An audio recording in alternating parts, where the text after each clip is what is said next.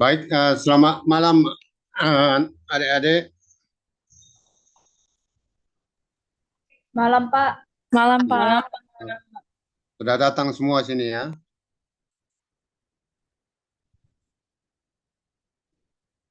Baik, kita melihat bahwa dalam kajian filologi ini kita akan melihat bagaimana perkembangan-perkembangan ilmu di dalam mempelajari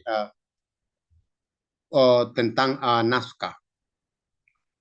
Yang akan kita lihat di sini yaitu kajian filologi ini membahas tentang sejarah dan juga di dalam kajian di dalam masyarakatnya. Kemudian akan kita lihat bagaimana kajian ini menjadi bentuk-bentuk yang uh, lebih mendalam nanti di dalam filologi, yaitu di dalam merekam kejadian-kejadian di zaman dahulu mengenai tentang informasi-informasi yang ada di dalam masyarakat, yaitu pemikiran manusia pada zaman-zaman yang lalu. Jadi dalam hal ini kita melihat bagaimana kajian itu menjadi kajian yang lebih baik, yaitu melihat apa yang ada di dalam naskah itu sendiri. Kalau di dalam naskah itu sendiri ada yang disebut dengan bentuk-bentuk yang harus dipelajari, seperti bentuk pengobatan, bentuk-bentuk strategi perang, maupun bentuk yang ada di dalam masyarakat itu kejadian di zaman dahulu, baik misalnya dalam pengobatan, baik di dalam kehidupan masyarakat zaman dahulu, bagaimana mereka itu bercocok tanam. Ini yang menjadi kajian-kajian di dalam filologi nanti, karena kita harus melihat bagaimana filologi itu berfungsi untuk masyarakat itu sendiri dan berfungsi untuk kehidupan-kehidupan yang ada di masyarakat. Jadi dalam hal ini kajian filologi itu membahas tentang bahasanya, sejarahnya, dan budayanya yang ada di dalam masyarakat itu sendiri. Terjadi di dalam masyarakat suatu masyarakat kejadian-kejadian atau bentuk-bentuk yang ada sehingga masyarakat sekarang ini bisa melihat mereka, oh zaman dahulu nenek moyang saya begini, zaman dahulu opung-opung saya melakukan yang seperti ini untuk pengobatan-pengobatan yang diharapkan. Ini yang harus kita lihat di dalam bentuk, di dalam apa yang ada di dalam naskah. Tentu sekali untuk mengetahui itu, kita harus tahu membaca yang disebut dengan membaca aksara. Membaca aksara Batak itu adalah bentuk adalah suatu kegiatan yang harus memfokuskan tentang aksara yang ada di dalam naskah. Baik itu misalnya naskah Batak Toba, Batak Karo, Simalungun, dan Dairi, dan juga yang disebut dengan Mandairi. Jadi tahu dulu kita aksaranya, tahu kita membaca aksara naskah itu, baru kita bisa melakukan yang disebut dengan kajian filologi. Karena apa? Di dalam naskah itu yang ada adalah aksara. Jadi bukan misalnya tulisan Latin, tapi aksara yang ada di sana. Maka disarankan kita sebagai seorang filolog harus mengerti tentang aksara itu sendiri. Kalau kita tidak tahu dengan aksara yang ada tertulis di naskah itu, ya tentu sekali kita akan tidak bisa melakukan kajian filologi. Karena apa yang dikaji di situ adalah bentuk-bentuk yang tertulis di dalam naskah itu, sehingga naskah itu bisa menjadi acuan bagi kita apa yang terjadi di masa lampau. Ini yang menjadi kajian di sana. Sehingga kajian filologi itu seperti video. Kalau misalnya di zaman sekarang ini, video di zaman sekarang ini yang bisa kita lihat kejadian-kejadian di waktu lalu. Misalnya seperti Anda, misalnya ada foto Anda di waktu kecil, begitu waktu lahir, besar, SD, SMP, SMA, dan kegiatan-kegiatan yang lain, bisa Anda lihat kejadian itu di saat sekarang ini. Inilah yang penting di dalam di dalam kajian filologi. Jadi kita pun misalnya bisa kita melihat, oh nenek moyang saya itu kalau misalnya sakit perut dia obatnya seperti ini dulu dikasih. Kalau dia misalnya pening kepalanya, obatnya seperti ini. Kalau dia misalnya mengalami penyakit yang lain, oh obatnya seperti ini. Karena apa, di dalam ya teks atau naskah itu diajarkan bagaimana cara mengobati orang yang sedang sakit.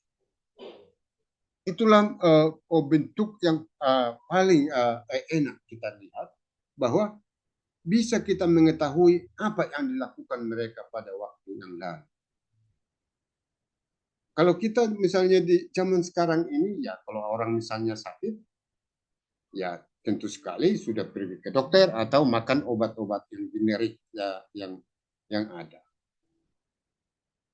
Ini adalah bentuk-bentuk yang disebut dengan kajian-kajian filologi itu, melihat apa yang dituliskan di sana, apa yang digunakan mereka untuk misalnya pengobatan, sehingga mereka bisa melakukan kegiatannya dengan baik, sehingga itu menjadi bentuk, seperti bentuk bentuk rekaman, seperti yang dikatakan dengan rekaman.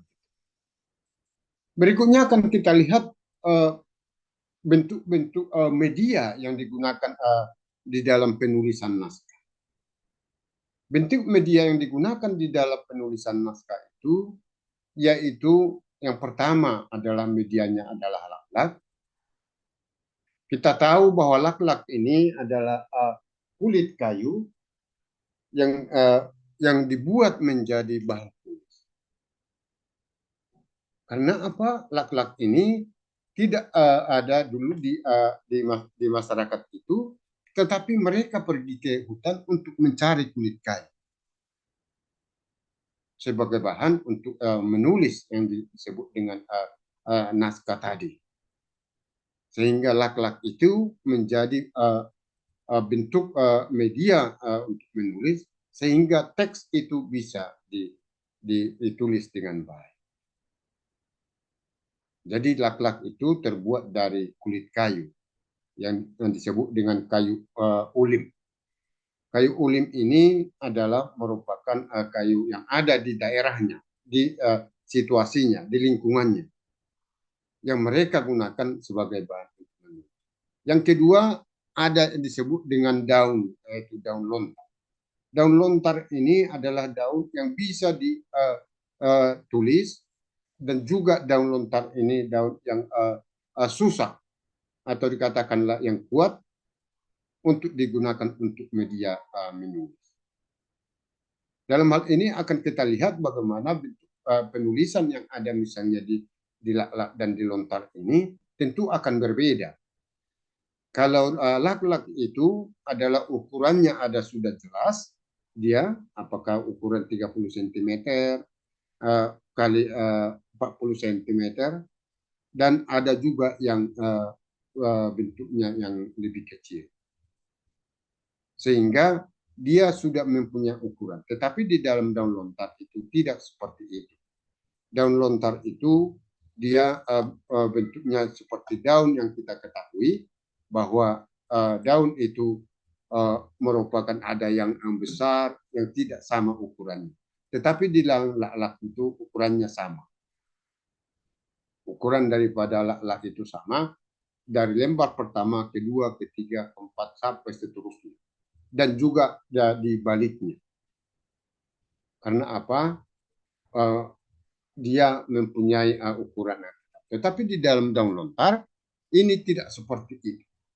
Ada variasinya, ada yang lebih besar, ada yang lebih kecil dari situ, sehingga dia mempunyai ukuran yang tidak sama seperti lak.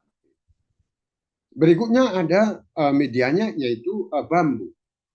Media bambu ini di dalam masyarakat Batak itu, Batak Toba pada umumnya, mereka itu mengambil daun, bukan, sorry, mengambil batang bambu yang disebut dengan bulu suraton. Bulu suraton ini dalam arti bambu yang bisa ditulis. Jenis bambu ini ada di daerah Toba yang biasanya ditanam di batas-batas kampung. Jadi tidak begitu susah untuk mengambilnya. Dan juga bambu ini bukan bambu yang jenis berduri. Kalau bambu yang jenis berduri itu disebut dengan bulu duri. Tapi kalau ini khusus dia di dalam yang disebut dengan bulu suraton, yaitu bambu yang bisa ditulis. Yang keempat, kita akan melihat di dalam teks naskah yang ditulisnya itu ada di tulang. Di tulang ini bukan berarti di tulang ya famili kita, saudara dari laki-laki dari mama kita, tetapi tulang maksudnya adalah tulang kerbau, tulang lembu,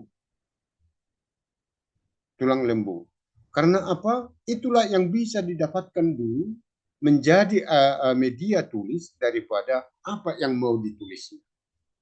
Apakah itu yang ditulisnya adalah bentuk-bentuk perhalaan yang kita sebut dengan kalender Batak itu, atau dia bentuk-bentuk literasi yang lain. Sehingga tulang ini bisa diambilnya adalah tulang rusuk daripada kerbau atau lembu, atau juga paha, tulang paha daripada kerbau atau lembu. Karena apa? Di tulang paha itu ada mempunyai tempat atau dikatakanlah yang bisa ditulis. Kalau Anda misalnya melihat tulang daripada kerbau atau lembu misalnya ada di rumah potong atau rusuknya itu, dia ditulis, dia ada yang ditulis dia vertikal, ada yang ditulis dengan horizontal. Jadi Anda nanti akan melihat itu naskah-naskah seperti itu, oh ada rupanya yang ditulis di tulang. Untuk ini Anda bisa pergi ke museum yang ada di Museum Sumatera Utara. Mereka mempunyai koleksi yaitu dari tulang. Jadi itu media, itu saking susahnya dulu tidak ada kertas, maka mereka melakukan seperti itu. Berikutnya ada lempengan. Lempengan ini adalah bentuk besi atau tembaga yang menjadi media menulis yang dilakukan oleh nenek moyang kita. Tetapi ini adalah bentuk yang sangat sedikit yang kita jumpai di lapangan. Karena apa? Memang ya besi atau tembaga itu adalah bahan yang mahal. Atau yang lebih susah lagi untuk ditulis. Atau diukir di dalamnya. Atau dipahat. Kalau tulang itu masih bisa dengan pisau yang lebih tajam. Tetapi kalau lempengan itu harus mempunyai alat yang lebih tajam. Dan juga yang lebih kuat daripada yang ditulis itu. Jadi dia hanya sedikit ada kami jumpai di daerah Tapanuli Tengah. Ini merupakan bentuk lempengan yang pernah kita lihat yang bertulis yang dikatakan dengan aksara. Berikutnya ada ditulis di batu. Ditulis di batu ini kami jumpai di daerah Papua Barat. Dia disebut dengan batu tetal. Batu tetal ini yaitu batu tetal marga Pasi. Ini menjadi petuah bagi mereka yang dituliskan di batu. Ada juga peninggalan mereka, peninggalan batu yang berukir yang diletakkan di satu tempat. Sehingga itu dijaga oleh masyarakat yang di sana warisan itu atau batu berukir itu. Namun ya batu berukir yang di sana itu sudah mengalami ya kerusakan, mungkin bisa karena kerusakan oleh alam dan juga kerusakan yang dilakukan oleh orang tertentu seperti yang mereka katakan. Ada mungkin orang yang selalu menggeser-geser atau memindah-pindahkan batu-batu tersebut. Itu kita lihat di dalam yang ada di Sumatera Utara, media daripada penulisan naskah ini. Media penulisan naskah ini, kenapa memang nenek moyang kita mencari ini, melakukan ini? Karena ini memang yang ada di mereka di waktu itu. Yang dekat dengan mereka. Yang bisa mereka cari atau ambil.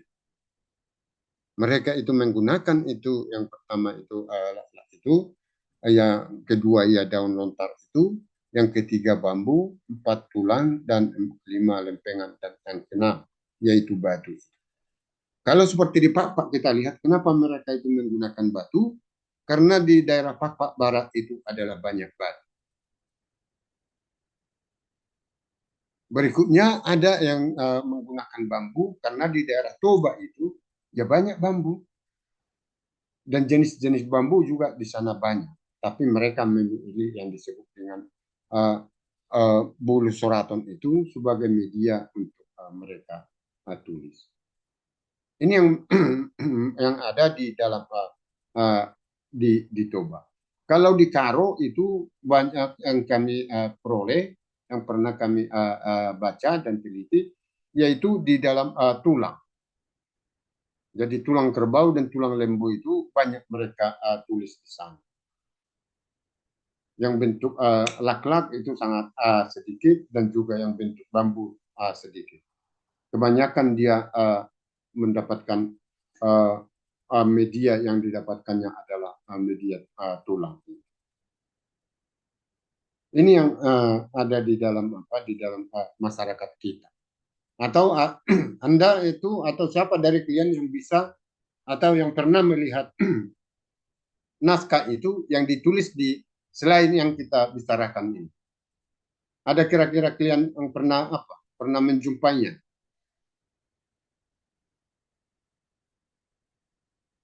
Ada yang jumpa di kayu?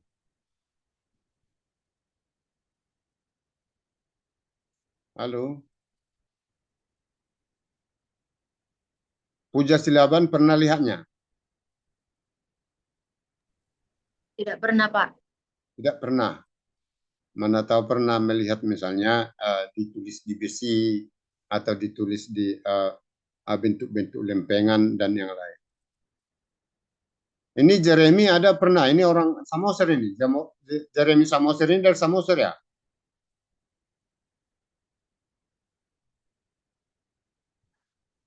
Halo Jeremy. Ya Pak, Iya. Kamu dari apa? Samosir? enggak Pak, dari Siantar Pak. Oh, dari Siantar. Kalau di Samosir saya kira pasti kamu pernah melihat itu. Karena di Samosir banyak naskah Batak. Pernah kamu melihat apa? Naskah Batak? Waktu di apa? Belum pernah Pak, Di mana? belum pernah Pak. Belum pernah. Ya nanti berarti kalian harus pergi dulu ke museum itu. Pertama melihat dulu, kedua nanti membaca apa yang ada di dalam naskah itu.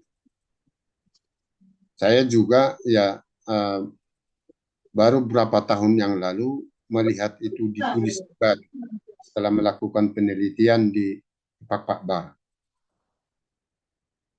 Yang biasa kita lihat di laklak dan juga di tulang dan di bambu. Baru kita lihat, oh kenapa mereka itu menggunakan apa? Menggunakan ini batu. Karena memang batulah yang bisa mudah didapatkan di daerah Pak Barat itu. Dan batunya bisa dikatakan tidak batu yang keras seperti batu padas itu, tidak. Tapi dia batu yang agak lembek, yang tidak begitu tua, dan bisa dilakukan menjadi media untuk menulis. Di sana juga ada yang dikatakan bentuk kuburan atau perabuan itu juga berasal dari batu juga. Jadi tempat menyimpan debu itu, debu yang dibakar itu, yaitu dengan disimpan di dalam batu yang telah dibentuk. Berikutnya akan kita lihat bagaimana bentuk penelitian di dalam filologi itu, metodenya, yaitu dalam suatu upaya yang bersifat ilmiah, metode menyangkut masalah kerja dan juga cara kerja untuk dapat memahami suatu objek menjadi satu ilmu yang bersangkutan. Sehingga kalau kita lihat di sana bahwa metode yang kita lakukan dalam penelitian itu yaitu melihat cara kerja di dalam untuk memahami naskah sendiri. Misalkan kalau misalnya ada naskah dalam Batak itu, kita harus melihat dulu bagaimana kita cara kerja untuk mengerjakan bentuk naskah ini di dalam ilmu yang disebut dengan ilmu filologi. Sehingga naskah itu bisa naskah yang berguna, bisa naskah yang dapat kita andalkan di waktu yang akan datang. Kenapa ini terjadi? Karena memang naskah pada umumnya yang ada di dalam masyarakat Batak itu, karena dia sudah mendapatkan katakanlah kerusakan. Kerusakan itu karena apa? Itu karena umurnya yang lebih panjang, karena penyimpanannya yang kurang bagus, atau masalah kelalaian masyarakat, dan juga ada juga yang disebabkan oleh rusaknya karena raya dan juga makhluk-makhluk lain yang mengganggu keadaan naskah. Sehingga dengan demikian harus kita buat yang disebut tadi cara kerjanya. Apakah pertama sekali kita ambil, kita bersihkan dulu, kita sapu dulu dengan pakai kuas, atau bentuk-bentuk yang lain untuk membersihkannya. Supaya nanti jangan pula rusak yang disebut dengan aksaranya. Karena dia bentuknya adalah yang sensitif.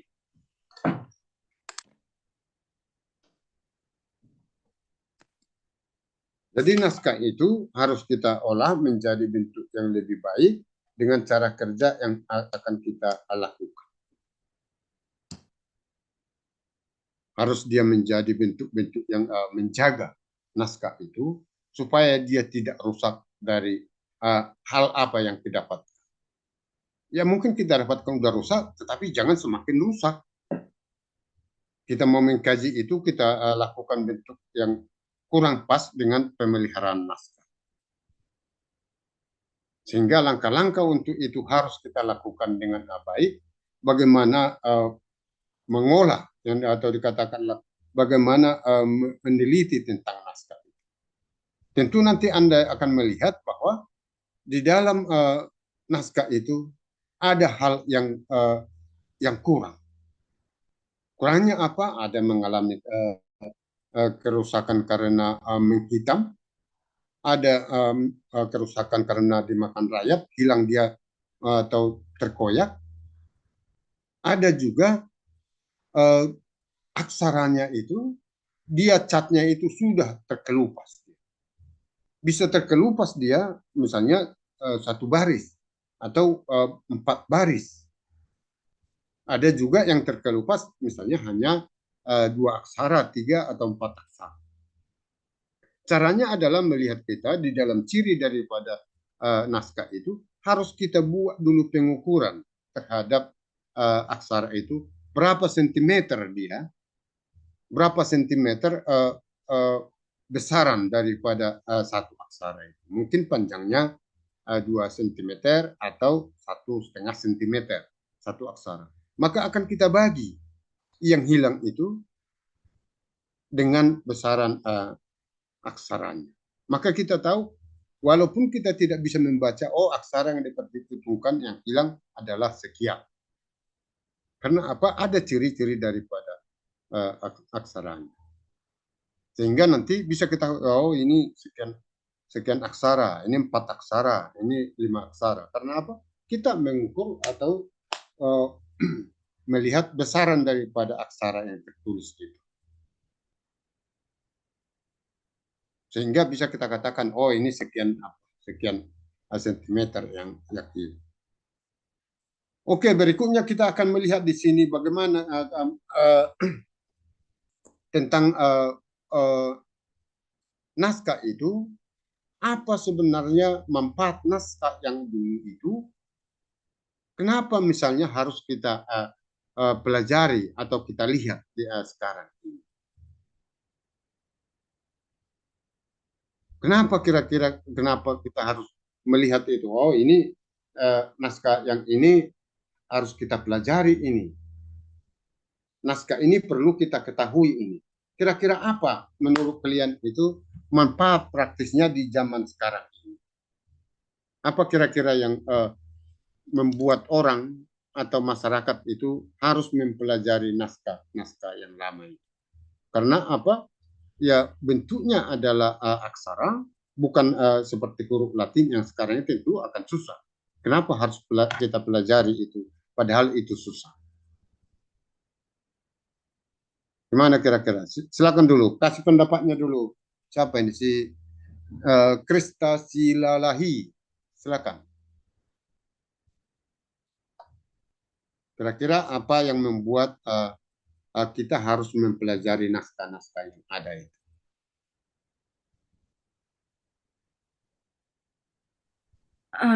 Izin menjawab, Pak. Iya. Kalau di era sekarang, fungsi kita dalam belajar aksara ini, kita dapat melestarikan budaya Batak, termasuk aksara, dan seperti kita yang orang muda atau Gen Z sekarang, kita dapat tahu bagaimana budaya Batak yang dulu, jadi tidak terlupakan di era digital sekarang, Pak. Iya. Bagus, bagus. Ya, ada yang mau menambahkan kira-kira? Apa yang mau menambahkan pendapatnya tadi? Siapa ini? Rebecca Revalina Manik. Silakan Rebecca, apa kira-kira manfaat praktisnya di dalam mempelajari filologi sekarang ini, mempelajari naskah yang ada sekarang?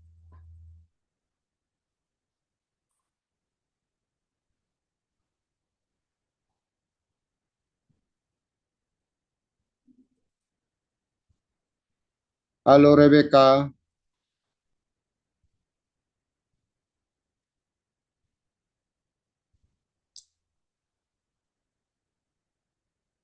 Dengar ya Rebecca? Dengar, Pak. Oh ya, silakan kasih pendapatnya. Ini kalau ada pendapatnya nanti kasih hadiah nanti.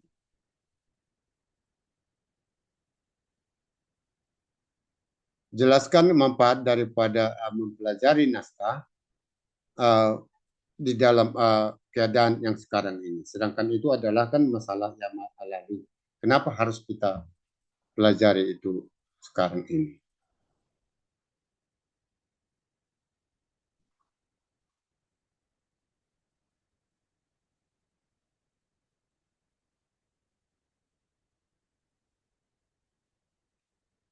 Ayo, ayo. Atau ada yang lain, yang tahu yang lain? Untuk menambahkan pendapat kawannya tadi. Coba yang laki-laki dulu. Reiji Saragi. Silakan Rey. Kalau menurut saya Pak, manfaatnya dari praktisi dari filologi pada saat ini supaya anak zaman sekarang tahu Pak bahwa peninggalan-peninggalan sejarah Batak itu termaksud dari aksara-aksara itu sangat penting supaya tidak tenggelam pada zaman ini Pak. Iya, bagus Rey.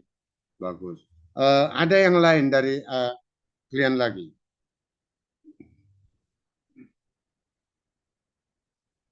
Ada yang lain yang kasih pendapatnya. Ya pendapat itu kan bisa berbeda. Ya tidak ada pendapat yang salah. Artinya kita harus memberikan pendapat kita apa kira-kira. Jadi jangan salah, jangan tak memberikan pendapat.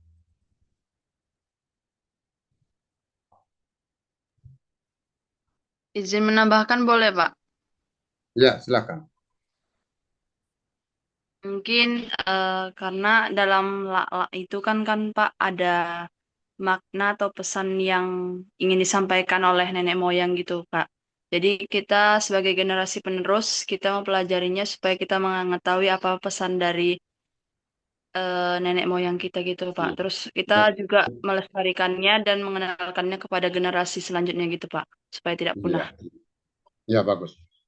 Pendapat itu semua tadi bagus, bahwa di dalam naskah-naskah lama itu ada yang mau diberikan terhadap kita. Sebenarnya para penulis naskah itu umumnya dia mau memberikan ilmunya kepada generasinya. Karena apa yang ditulisnya itu adalah bentuk yang dikatakanlah sangat berguna. Yang pertama menjadi bahan ingatan dia, yang kedua itu menjadi diwariskannya terhadap generasinya. Maka membuka atau memberikan itu naskah itu terhadap orang lain itu adalah hal yang sulit pada zaman dahulu. Sekarang ini yang bisa kita lihat di museum itu sudah banyak naskah, tetapi pada zaman dahulu itu adalah merupakan barang yang sangat dirahasiakan. Sampai sekarang ini masih ada yang merasakan seperti itu, bahwa naskah itu adalah naskah yang mempunyai kekuatan tertentu dan juga mempunyai kerahasiaan yang sangat dalam. Mereka tidak mau menunjukkan bagi kita. Seperti yang ada di Humbang yang kami teliti sekitar 3 bulan yang lalu, mereka tidak mau memberikan pada pertama sekali. Tetapi kita setelah kita melakukan pendekatan, kita kasih tahu tujuan kita tidak mau mengambil dan apa semua, hanya mau melihat isinya karena kami melakukannya dengan foto. Mereka terakhirnya mau memberikan itu. Karena apa? Mereka menganggap itu adalah bentuk petuah daripada orang tuanya yang diberikan terhadap mereka generasinya. Ternyata setelah kita baca bukan seperti itu. Yang ada di sana adalah bentuk-bentuk pengobatan yang dilakukan oleh para datu di saat mereka itu melakukan pengobatan. Maka datu itu mau dia membuat teks itu untuk generasinya, untuk anak-anaknya. Ya bagus apanya. Ada lagi kira-kira yang mau kasih pendapat? Oke. Topik yang kedua bahan diskusi kita yaitu kajian filologi ini sebaiknya dimulai dari mana? Apakah misalnya dari bahasanya, apakah dari isinya, apakah misalnya kajiannya dilakukan melalui dari wilayahnya, yaitu wilayah yang ada di dalam teks. Kira-kira menurut Anda dimulai dari mana lebih bagusnya kajian filologi?